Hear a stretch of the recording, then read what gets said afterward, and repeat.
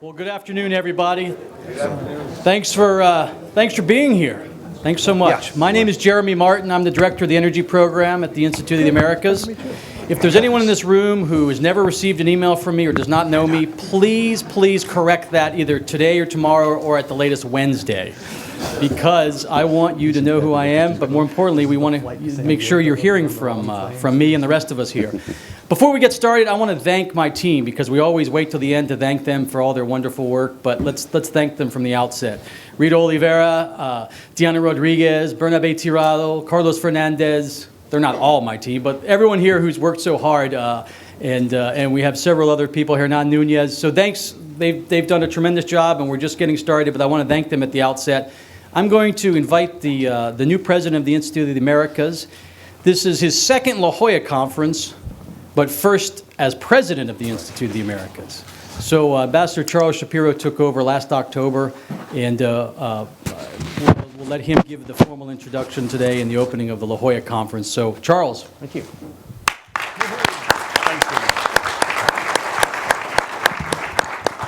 Thank you, Jeremy. Eric, please come in and sit down. We got plenty of room. And while not everybody's Jeremy's team, they're all my team, and I'm very proud of them, and they've done a great job pulling this together. This is the 21st annual La Jolla Conference, which is fabulous. And this is the premier conference on energy in the Western Hemisphere. Some of you have been here for many years. Some of you, this is the first time you're here. Whatever the case, I welcome you and hope you will be back next year, because it's nice to see these familiar faces. Jeremy mentioned last year was the first time I had been to La Jolla for this conference, and it's really great to see so many people back again. Since last year, there have been a number of really huge developments in energy. And this is in not any particular order, and I'm sure I am leaving things out, but let me just mention some of them. There's been a recognition in the mainstream media and increasingly throughout the United States and the rest of the hemisphere of the importance of unconventional resources. Shale oil, shale gas, and it's just extraordinary, and it has revolutionized the energy business, and that is one of the themes that you will hear in this first session, but throughout the next 2.5 days. The U.S. refusal of the permit for the KXL pipeline certainly shook things up in the United States a bit, and now has become one of the issues in our presidential election, and we will undoubtedly hear much more about it. The nationalization of energy companies in Argentina and Bolivia, or the recuperation of national patrimony, depending on how you look at it. But that certainly has shaken things up in those countries and made the international private sector, energy sector, look again at those countries and what they're doing. And then finally, in the news this past week, and we'll hear more about this, is Repsol drilling off the coast of Cuba and coming up with a dry hole.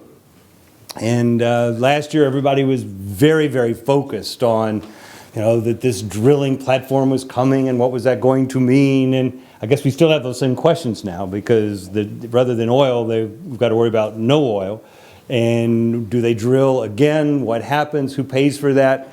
And that's another issue you'll hear about in this conference. Unconventional energy resources and how they're reshaping our energy markets in this hemisphere is just extraordinary. I mean, just extraordinary. A year ago, at least for me, as the non-energy expert in the room, hearing people talk about the potential of unconventional gas and oil, are you sure? Is this real? Well, this year, nobody's got any question about that. We're going to have in addition to the discussion this afternoon, we're going to have a breakfast panel that looks at the question, is the Western Hemisphere the new global energy capital? That is one of the contributions between unconventional energy, production coming on stream in Brazil, and increased production in Colombia, You've got to recalculate that energy balance. We'll also have a developer of an LNG export terminal share what all of these issues have meant for their business model and the outlook for gas in North America. We also have, you have, elections in Mexico and Venezuela. We had elections in the Dominican Republic this past weekend. But what those elections in Mexico and Venezuela are going to mean as politics impacts energy and energy production is going to be key. We also, the Institute has long-standing interest in and support of energy integration across the hemisphere. And we, the Institute, have worked with the Department of State, working in Central America to have the electrical interconnections there and between Central America and Mexico on the north and Colombia in the south.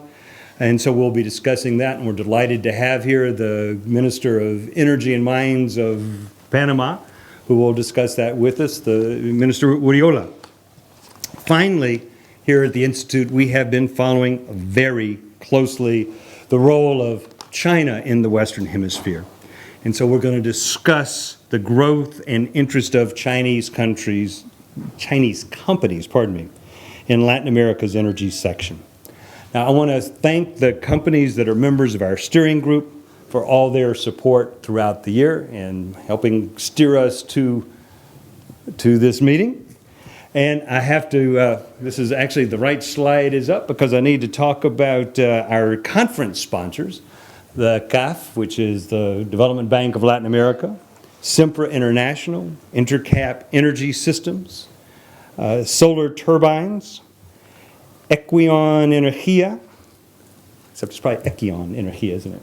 Equion Energia, Capstone Turbine Corporation, Fitch Ratings, Kyocera, and Curtis, Mallet, Prevost, Colt, and Mosley, LLP.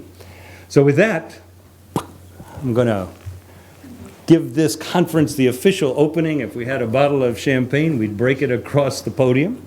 But we don't, thank goodness. And we've got some slideshows now, just to set the tone. Chris Goncalves is going to be, our first speaker. Chris is the Vice President of Charles River Associates. And after Chris, we'll have Manuel Colcombe, who's Senior Vice President for Strategy and Portfolio Management of International Power GDF Suez. So Chris, I'm going to sit down and watch your show and listen to you and turn the clicker over and let's see where it goes. Thank you all very much.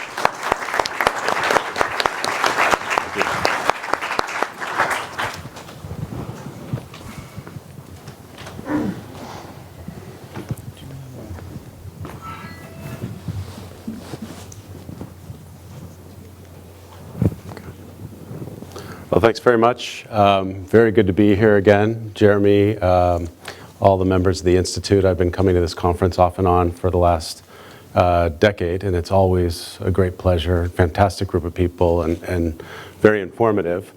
I didn't quite digest until today that I was actually the first speaker at the conference, so that's a bit of a challenge.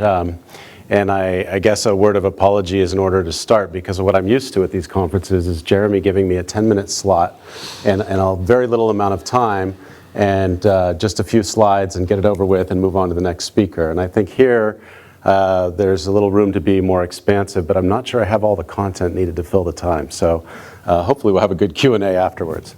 The topic I have today is North American LNG exports, the shale spread implications and opportunities for Latin American Caribbean region. Let me define shale spread. This is a term we've coined to refer, it's just a simple term designed to capture this notion of the international gas price spread between low shale gas-driven North American prices and high international gas prices that are typically indexed to oil, particularly in the Asia-Pacific region, where LNG is indexed to JCC, but also in Europe, where most of the time when markets are tight, oil is indexed. So I refer to the shale spread just because it's an easy term, and it helps us quickly refer to that differential, which is at the core of the export thesis, the LNG export thesis. These are forward-looking views. They're mine. They don't belong to CRA, and we don't want to get sued for them. Shale spreads may be peaking. If you focus on the chart, you have in blue the Atlantic shale spread, the differential between US prices and Northwest Europe. And in yellow, the Pacific shale spread, which would be the difference between US gas prices and the weighted average Japanese LNG import price. And as you could see, in the earlier years of the decade, there was quite a bit of sort of flipping about back and forth between prices so that the spreads were actually relatively balanced. I mean, sometimes they were high, sometimes they were low, but on average, prices were moving around in the market in a sort of in a form of balance. Around 2008 and going into 2009, we have the emergence of what I'll call a structural shale spread on the world market. It's by that time, even though we knew in the United States that shale gas production was a tremendous resource and was growing quickly in 2004, 5, and 6, it didn't really sort of settle into the international market, the global markets, until 2008 and beyond. And part of that is because it was then clear that a lot of these new Qatari LNG trains that were destined for the United States were in fact not going to be delivered in the full volumes that was originally anticipated. Some of the contracts that were set up were cut down to 60% or none of the volumes. They were converted to spot. They were rerouted elsewhere. And that's when it really sort of sunk into the global market that this is something structural and permanent.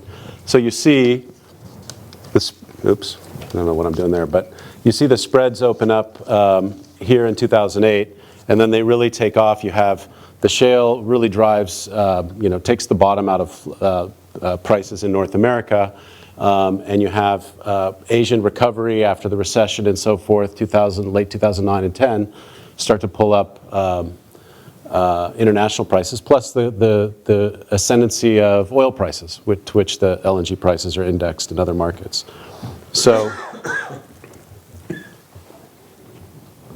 now we have price differentials north of $5 with Europe, sometimes even pushing $15, or certainly north of 10 with Asia. And the question is, where do we go from here? And that's really one of the central questions in my presentation that I'll try to get at. You see maybe a little tick down in recent times, as Charles mentioned, and we have a pretty big public policy debate probably on the horizon about gas prices and LNG exports.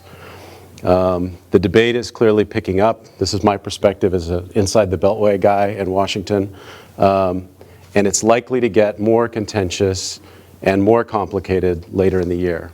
I've put here a quote from the Energy Secretary Stephen Chu, just because I think it kind of captures some of the difficulties in the discussion.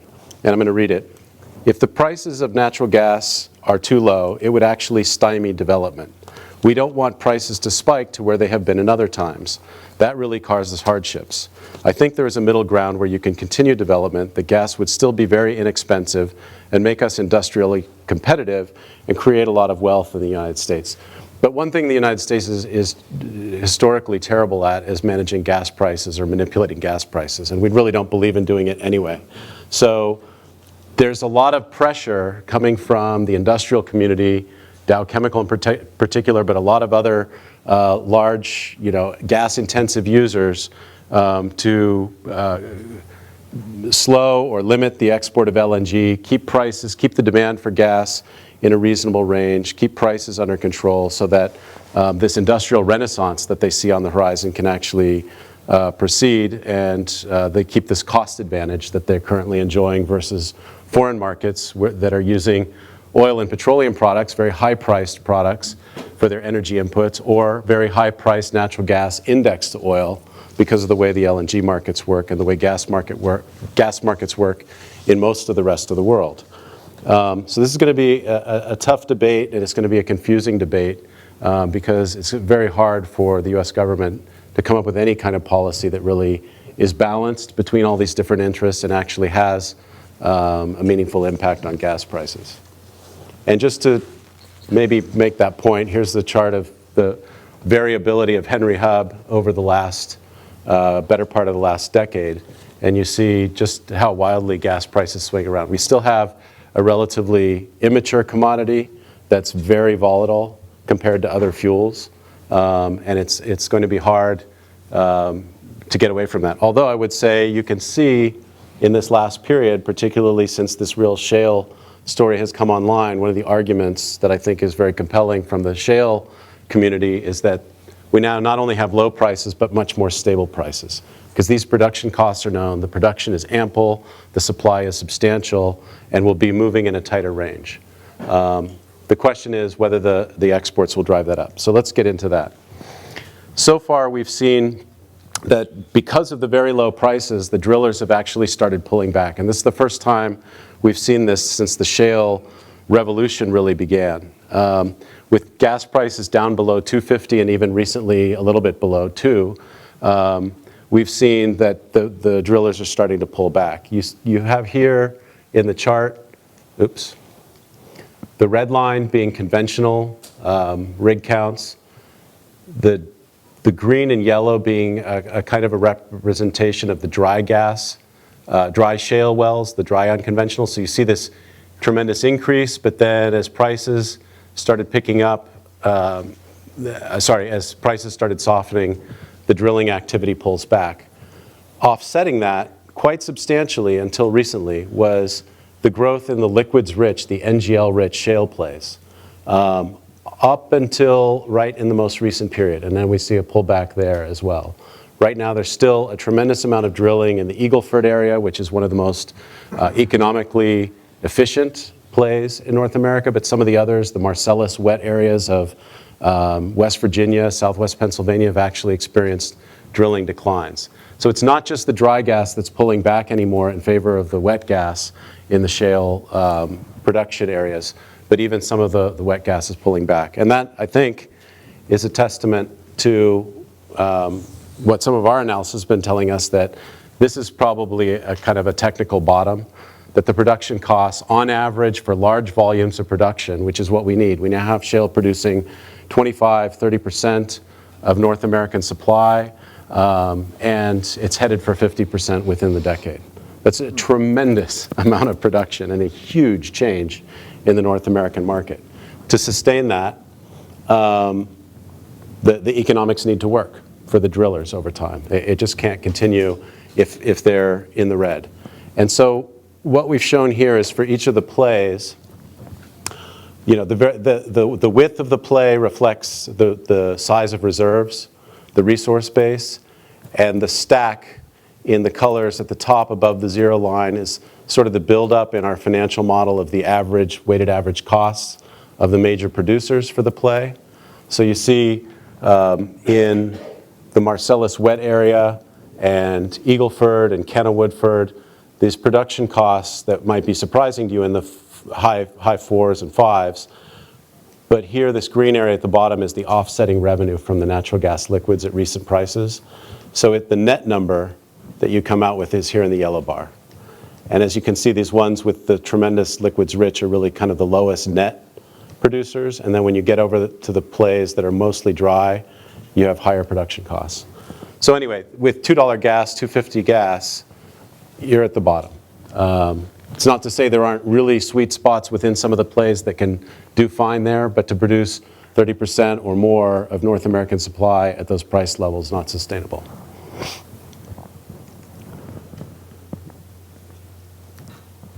Now, where do we go from here on this price debate? We have demand on the horizon picking up quite rapidly. We've already seen a lot of uptick in natural gas-fired generation.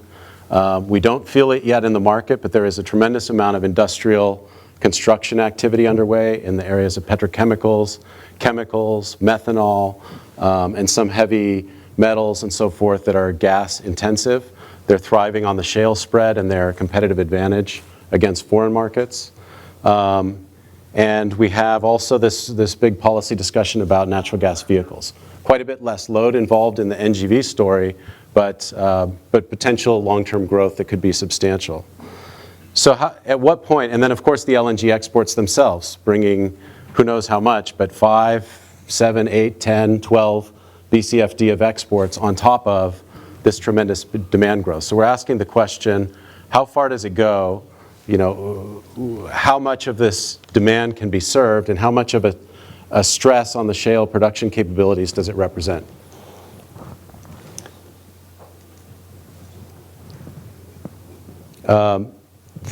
This is a representation of the outlook for power demand in North America, based on some of my colleagues in our power group's modeling. And the main point I want to bring out is just that there's a range out there that we see of perhaps just over 5 to as much as 10 BCFD of incremental demand by the end of the decade. And perhaps even more if you can factor in some of the coal retirements associated with even more aggressive policy than we have right now for the control of emissions from coal-fired plants. So that's already a substantial amount of growth. And then turning to the industrial sector, we see a range in the 3 to 5 BCFD range there. It's about half of the potential growth in the power sector, but still very substantial.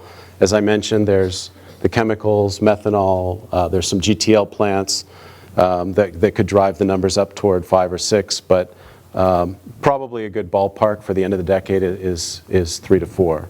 And as I mentioned, we don't feel that in the market now, but that investment is ongoing, and those loads will start to come online progressively over the next 2-3 years. So then, I didn't get into the NGVs, but there is one more slide that'll show that it's not a big number, but there's perhaps up to a BCFD or thereabouts coming from the vehicle sector as well, from almost no base. I mean, there's very little consumption in the transport section right now for natural gas. Now we come to the question of LNG exports and how much of that can be sustained. We have at the top, if you can see it, some of the early movers and the big name projects, particularly the Sabine Pass Cheniere project, a couple trains, the Kitimat project, the first train, but we also have here in a next phase, Freeport, Lake Charles. At the time we presented this chart or prepared it, we didn't include some of the ones that are making a lot of progress right now. Cameron, Cove Point. Cove Point has some tough environmental issues with the Sierra Club and so forth, but they've been making a lot of commercial progress with Japanese buyers recently, as has Cameron. So there's a couple more down in this group that maybe should be moved up pretty soon. But even just with this core group of 4 new terminals, you have a range of as little as 3.5 BCFD to up to 7.3. And if you throw in, say, a couple more in the 1 to 2 BCFD range, it's not hard to imagine up to 10 BCFD over the midterm, say by the end of the decade or early in the next decade. So then again, you have up to 10 BCFD in the power sector, up to 5 in the industrial sector, and perhaps another 5 to 10 in the LNG export sector. It's a lot of demand. Here's how it all stacks up. There's the 10. Consider this a high case, but to paint a picture of what the potential is. The 10 in the power sector, 5 in the industrial, 1.3 in the NGV. And here's kind of a load factor adjusted and a ramp-up adjusted number for the LNG exports as an actual export volume as opposed to a capacity number. So that gets us, there it goes again, from a current market of about 65 BCFD in the United States up to almost 86. It's potentially quite a bit of growth by the end of the decade. Again, on the high side, not all of this will happen, but this is where we see the outer range of the potential.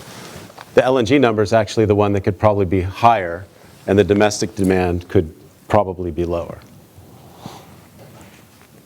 As we start to export this LNG, what will happen to global balances? There will be impacts, of course, on US prices, because of all the additional load. But what would be the impact on international prices in Asia, in Europe, particularly in Asia, where the prices are so high, the markets have been so constrained, and will all this incremental LNG just pull the floor out from under those prices? There's been talk over the years about global indexing, global prices, greater liquidity. The Indians have been agitating for some sort of Asian spot market price. We think those things are pretty remote, and the oil indexing convention will die hard, and it won't die soon. But still, we have to ask the question, what happens in a looser market with more supply relative to demand, and how will prices soften under oil indexation? So we looked at the Australian terminals and their costs, their delays, some of their economic fundamentals, and we developed a hypothesis about which ones would be impacted in terms of being deferred, pushed back in time, possibly being destroyed or canceled as a result of the LNG exports. And what we came up with is from the 5.3 of exports, you might have up to 3 BCFD of Australian supply that's damaged or deferred as a result. It won't all go forward. So there's kind of a netting out, a net impact that comes from the US exports. Translating all that into a global balance for LNG, looking at demand, this huge Asian demand here. I'm sorry. Why am I not in the, This is supposed to be animated. Okay. It's not working right. I've had this happen before. I think it's an issue of different PowerPoint technology. The animation's not showing well, but I'll try and explain through it. This is a view of the market before the US LNG exports. So those red seasonal peaks show sort of moments of tightness in the market where you have to go to pipelines where the LNG supply is not particularly adequate. And it does show throughout the decade a constrained market. Now, if you can visualize it without this problem with the legend, when you add on the blue line at the top, you basically relieve that problem and even create some surplus by the end of the decade, where you're in a looser market environment, kind of like the market we saw years ago when prices were under pressure because of the Qatari capacity before Fukushima. So this is the way we see it. But we have taken account of the offsetting effect of some of the slowdown in Australia that may result from this US exports. Now, turning to price, there's just a couple more slides to wrap up here. What could be the impact on prices? Before the animation, this is a view of what the shale spread looks like in the Pacific Basin before you have any big impacts from the Australian, the US LNG exports and so forth. And we see a spread of up to $13. Very substantial. Continued spread, continued indexing of Asian prices to JCC and Brent, or JCC, which is pretty correlated with Brent. US prices growing, but pretty marginal, kind of holding to a cap range around $5.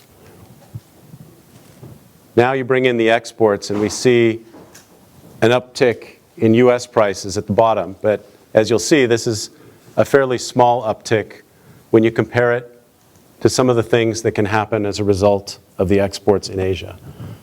We see that up to, using the historical references about what happens in loose markets, the way the oil indexation, the S-curve slopes, and so forth work for Asian pricing, we see this impact is below $1, even though we didn't show it because it's a hugely political number.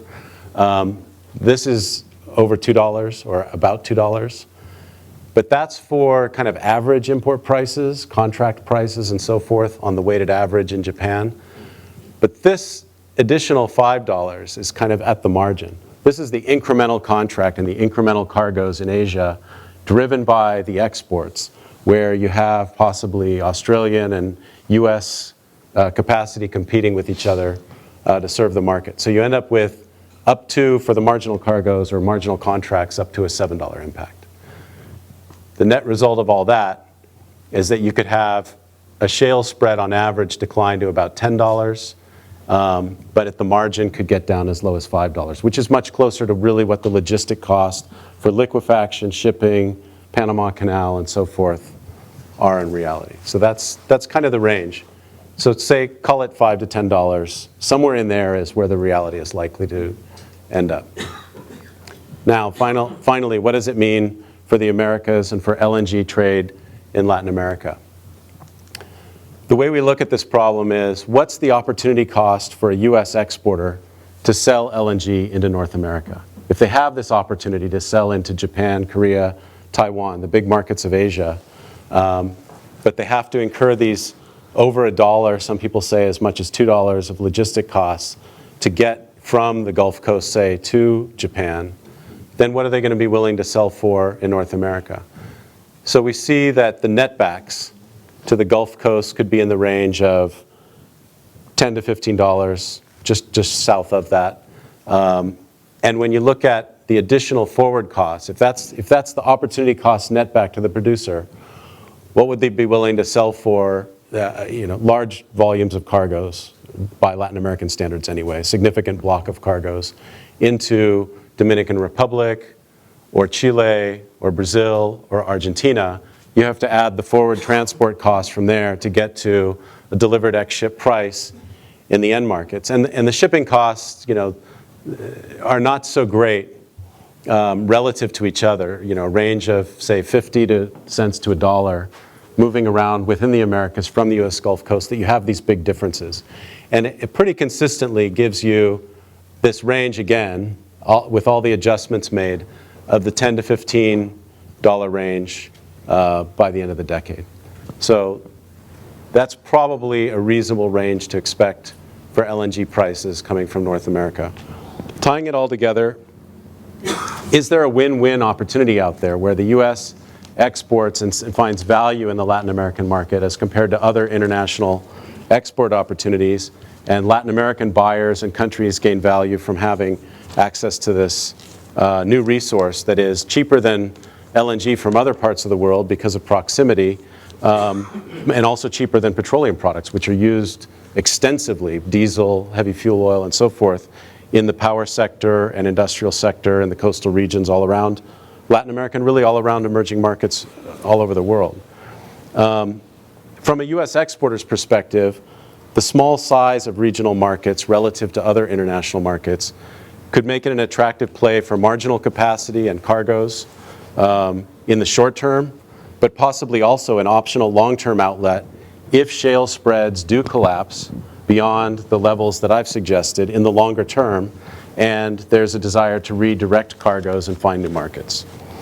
Latin American regional consumers, on the other hand, could gain access to new supplies that are competitive with global LNG, driven as it is by Northwest European prices and by Asian prices, and to petroleum supply alternatives, which are very expensive and are expected to remain expensive in most oil price forecasts. But building this regional trade will be subject to a lot of uncertainty and risks that need to be carefully monitored and evaluated. I've mentioned US policy toward LNG exports is going to be an enormous topic. How do we implement that?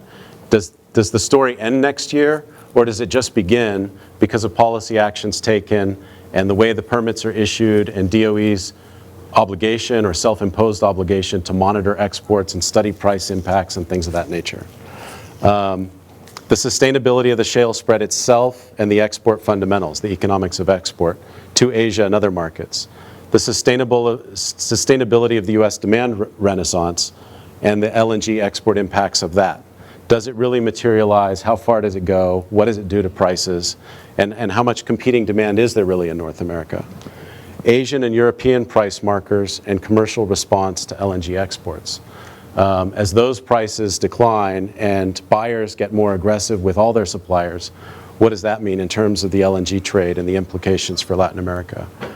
Short and long-term opportunities for LNG capacity redirection. There's always a vibrant, the bigger the LNG business gets, the more vibrant the diversion business, the more interested terminal developers and owners and LNG aggregators are in diverting marginal cargoes or strings of cargoes to other markets. So there may be just blocks of opportunity or short-term opportunities for a period of months or years to get access to gas from North America that's better than what is available elsewhere. This all points to the need for constant monitoring, scenario analysis, to understand Latin America's regional LNG investment risks, rewards, opportunities, and also to optimize portfolios both in the short term and the long term for buyers and sellers within a very uncertain market environment. Thanks very much for your attention. I know it's a lot of material, and look forward to the discussion.